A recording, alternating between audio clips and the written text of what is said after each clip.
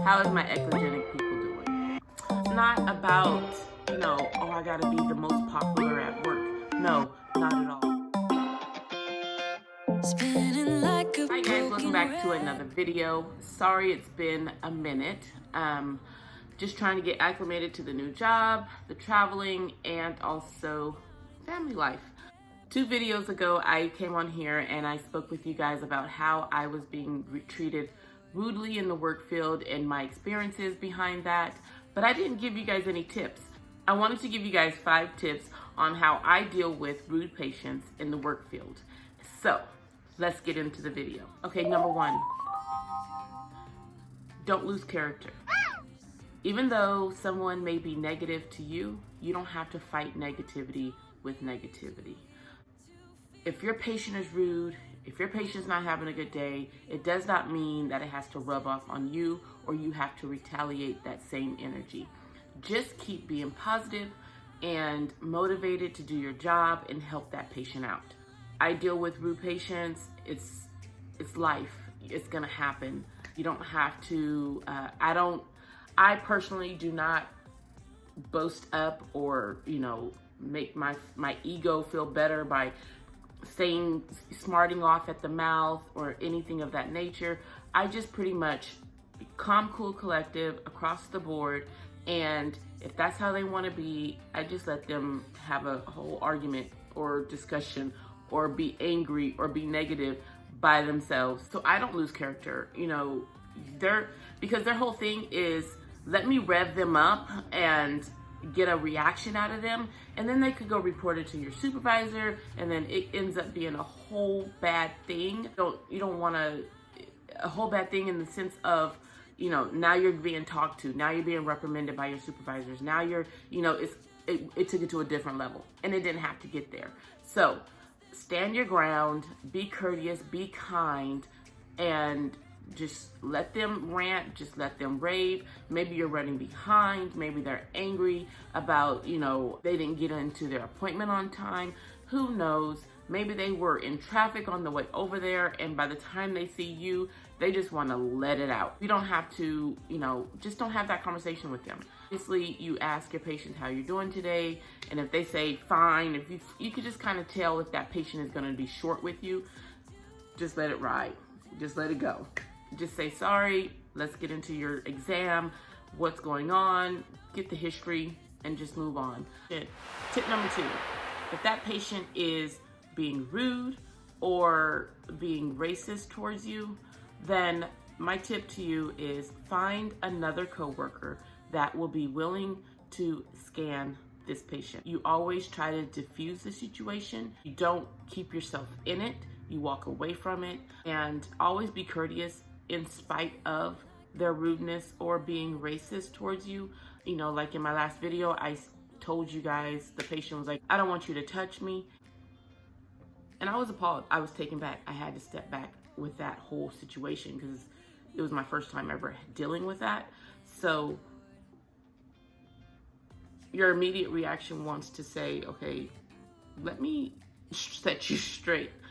But I'm glad I didn't do that. I'm glad I took the higher road. Michelle Obama says it best. If someone goes low, you just go higher. You go get a supervisor, you go get a coworker, you go get someone who is still able to take care of that patient. That's why we're here. We're here to work on patients. That's our focus. That's why we do our job, right? So people are gonna be rude. People are gonna have what that's instilled in them. Like, I really believe racism is taught. So if that's how they are, so be it. It's unfortunate.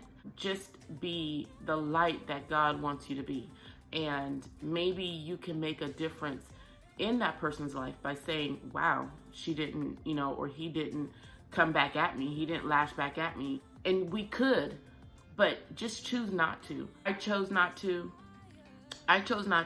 And my supervisor was like, shocked by that. Like, how did you not confront her about it? It's not worth it. It's really not worth it. I am a big believer about treating others how you want to be treated. Just make sure, you live your life that way. Love one another. respect one another in spite of someone else doing wrong. You know, I'm a Christian. My values go first. My Christianity goes first. And that's how I want people and I want the world to see me. My patience. I'm not going to treat someone superior, more superior than the next. It's everyone's equal. I appreciate all my patients. I love my patients in spite of their rudeness. I laugh about it and I just keep on going. Does it hurt me? Of course, I'm human. But I'm not gonna let them get the benefit of the doubt or the satisfaction of me seeing me cry or disturbed by their attitude or what they're putting out. You could do that all by yourself. I'm not gonna do that. I'm not gonna join in with you. So with that being said, that was my tip for number 2. Just walk away and go get someone else to help that patient. You don't want to be caught up in you don't want to be caught up in the mix. You know, it could turn ugly. Someone could get hurt. Other people are looking, you know, they may have family members there. You're there by yourself. It's just not okay. So walk away, go get a supervisor, go get a coworker. Tip number 3, I want to let you know that know your worth. If you know your worth, nothing can come between you and doing your job. That's how I deal with, you know, issues and things that arise at work. I know my worth. I know that I have the skills. I know I went to school. I know I am worthy to do this job, and I know how to do my job, and you're not going to tell me anything different. I stay focused. I do my exams, and I get the patient out. A lot of patients is like, that was quick. Aren't you going to look over here? And it's like, it's funny because I did look over there. I'm thorough at my job. I know what I'm doing. I don't need you to tell me. I had a patient just the other day in my new job. I say new job because it's not an experience that happened months or years ago. But he literally said, I come every 6 months and I didn't hear you sample my veins and my well, he didn't say main portal vein, but that's what he was trying to say. But I didn't hear you sample my liver. And normally I hear the sound wave of, he was like, I normally hear the sound of my liver. And I'm looking at him like, okay, I don't understand what you're saying, but I did sample. I showed him the picture. I'm like, sir, I did, you know, everything that the doctor wanted you to do. Well, I come every 6 months and I hear something every time I come. And I'm like, well, maybe because my music is on, because I do play music. I don't like the sound of the machine, and music is comforting to my patients. So I play music. But he was like, are you sure you did everything right? I'm like, absolutely. So what did I do? I actually went through the pictures with him. Your liver, here's the vein that I sampled with the waveform. I showed him all that. Here's your kidney, here's your gallbladder. I didn't discuss the images, but I pointed them out to him just so he could get comfort in knowing I did my job. So when you have to go above and beyond, that's okay. It's not a problem. It didn't hinder me from getting to my next patient on time or whatever, but I wanted that patient to walk away comfort in knowing I did my job thoroughly. I know my worth. I know what I'm doing. I don't need you to tell me how to do my job. So make sure you have that kind of like strength on your shoulders, because it's important. It so is important, because a lot of people will try to strip you down and make you feel inferior to your knowledge. Like, wait a minute, it has you second guessing yourself one time. I mean, it has you saying, do I really know? No, you do know. And make sure that you walk in with that and knowing that, and just understand you did the schooling, you did your training, and God has blessed you in this career for a reason, so you're gonna knock it out. And I don't let no one tell me anything different. So that is tip number 3. Tip number 4 is a huge one. Let me start off with a story. I remember when I was a medical assistant and I was checking in this guy's little kid. I was doing a physical exam on him. I had to do his eye check. I had to do his vision check. I had to do a hearing test. I just had to do a lot of workup on the child. Well, when I checked him and I brought him into the room, the father was furious, and I didn't know why. And he closed the door, and it was just him and I and the child. And he just started laying into me. You this, you that, why are you, what are you? And I was just like, oh my God, like, what is wrong with this guy? And so I finally pushed past him and I got out of there, and I was so scared. I was so nervous. I was like, what is this guy gonna do to me? So I bolted out. I pushed past him and I bolted out because he was kind of like blocking the door. And I ran and told my supervisor. I told the doctor. I even pulled the doctor out of the other room that she was in. I'm like, you need to come here now. So she came, and we had a great relationship. I love working with that doctor. And it goes with this step. When I saw that they went to bat for me, they had my back, they supported me. They told the father, you had to go. We can't have you here for a patient. We can no longer see your family. They called the cops because it could have turned violent. But I said that to say, they had my back. They made sure right was done. And that is very important. When you work for an establishment, you have to make sure that your employer has your back. I don't want to work for someone who is passive aggressive, who's gonna tell me, Tamika, you're just, overreacting, or no. I want my employer to be supportive. I know that if I'm getting into a situation or something is bad, that my employer is gonna come to bat for me. And that's very important. You want to make sure that that employer has the standards and the values that you uphold as well. Don't work for someone who is, not going to treat you well, who's not going to see you as an equal. God forbid, a promotion comes up and you're overlooked. You have the talent, you knock out all the qualifications for that job, and you're overlooked. Why would I want to work for an employer like that? So make sure that you are working for an employer that is going to have your back, that's going to see your progression, that's going to see your skills, that's really going to value you as an employee. It is so important.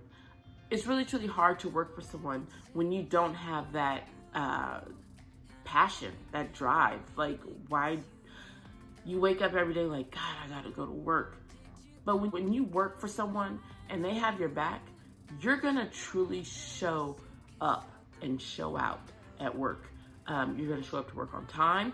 You're not going to mind working overtime. You're not going to mind going above and beyond for that employer at all. So it's nothing wrong with an employer saying, here's an extra $50. Here's a bonus. I really see that you're striving. I really see that you're doing, you're outshining. You're working hard. Your department is working hard. If your employer goes above and beyond for you, then you're going to reciprocate that same thing. That's tip number 4. Working for an employer that has your back, period, dot. Number 5. I said all of tip 1, 2, 3, and 4 to get to tip number 5. Go to work for that reason only. Don't go to work to try to make friends, to, palsy-wowsy. Go to work, do your job, show out to your patients, enjoy your patients, and come home and relax. It's nothing worse than going to work and you feel like you don't fit in. You feel like you're an outsider. That's not why we go to work. We go to work to do our job. We go to work to help our patients. We go to work to do that duty and to leave. My mom always said, don't go to work to try to make friends. Go to work to do your job and come home. Does that mean to be rude? Absolutely not. Does that mean to not be social? Absolutely not. You're just not there to say, hey girl, how was your weekend? And what did you get into? And let's chit chat that up. And then your patient list is off the chain because you're not paying attention. You want to make sure that when it's all said and done, No one can complain about your work. No one can complain about your ethics. No one can complain about your attitude. No one can complain about the person you are. I know when I go to work, no one can complain about Tamika because Tamika is who she is. I go to work, I stay in my room, I don't socialize, I do my job, my patients love me, and I leave. Period. That's it, that's all. And so it's not about, oh, I gotta be the most popular at work. No, not at all. I'm most popular at home with my kids and my husband, making sure that I have a roof over my head. I am going to work to get a paycheck and to help patients. Being a sonographer has been a great career for me. And I can never, ever go back and say, nope, I didn't do this, I didn't do that. No, because I know for certain that every establishment that I worked in, I did my job to the best of my ability. And no one can complain about that. I've never been fired from a job because, Tamika, you aren't doing your job. You're not upholding your end of the bargain. No, you're not going to complain to me about that. I will never get a complaint about that. I show up. I show to work on time. I do my job, and I come home. And if you want to enjoy more videos from me, please click on one of the videos here. And I am so appreciative of you guys. I love every single comment I get. I really didn't realize how necessary this type of content was. And I see the growth, and I'm so appreciative of everyone who's subscribing. So if you are new, I'm Tamika. I do ultrasound videos and also family videos. I love to teach and also train in my profession. So if you have any questions or comments, please comment below and also hit that thumbs up button. It will so help me and help my channel. It so helps my channel and also to get the word out about ultrasound. So I will see you guys in the next video. I hope you enjoyed this one, and please hit that subscribe button as well, and I will see you guys later. Bye.